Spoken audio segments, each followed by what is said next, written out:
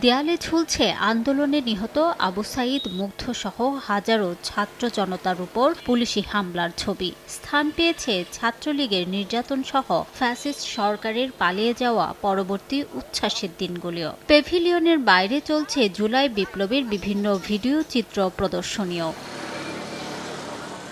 দেশব্যাপী চলছে তারুণ্যের উৎসব। এই উৎসব উপলক্ষে পটুয়াখালীতে ব্যতিক্রমী চিত্র প্রদর্শনীর আয়োজন করেছেন জেলা প্রশাসন। শহরের ঝাউতলা এলাকায় শুরু হয়েছে জুলাই বিপ্লবের এই চিত্র প্রদর্শনী। বৃহস্পতিবার বিকেল থেকে শুরু হওয়া প্রদর্শনী চলে শনিবার পর্যন্ত।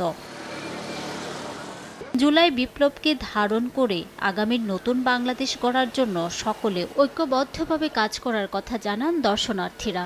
প্লাকেট হাতে নিয়ে কীভাবে আন্দোলন হয়েছে, কে মারা গেছে, কীভাবে মারা গেছে, এইসব বিষয় নিয়ে আজকে এই প্রদর্শনী গ্যালারিতে সুন্দরভাবে সাজানো হয়েছে। ছেলে মেয়েদের এখান থেকে শেখার আছে এবং স্বৈরাচার শেখ হাসিনা সম্বন্ধে জানার আছে, সেই হিসেবে পরিবার পরিজন নিয়ে আসছে। ভালো লাগতেছে, দেখতে আসলাম ফার্স্ট টাইম, দেখি ঘুরে ঘুরে দেখি, যাতে পরবর্তীতে কোনো স্বৈরাচার এই রকম মানে স্বৈরাচারী করতে না পারে, সেজন্য এই চিত্র প্রদর্শনী করা হচ্ছে।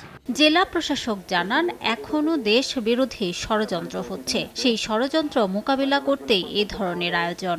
যে নতুন বাংলাদেশের প্রত্যয় নিয়ে এই হাজারো শহীদ তাদের বুকে তাজা রক্ত রাজপথে ঢেলে দিয়েছেন, তাদের সেই স্বপ্ন বাস্তবায়নে আমাদের সর্বোচ্চ প্রচেষ্টা, আমাদের সর্বোচ্চ শক্তি দিয়ে এই নতুন বাংলাদেশ গড়ার প্রত্যয়ের সামনের দিকে এগিয়ে যেতে হবে।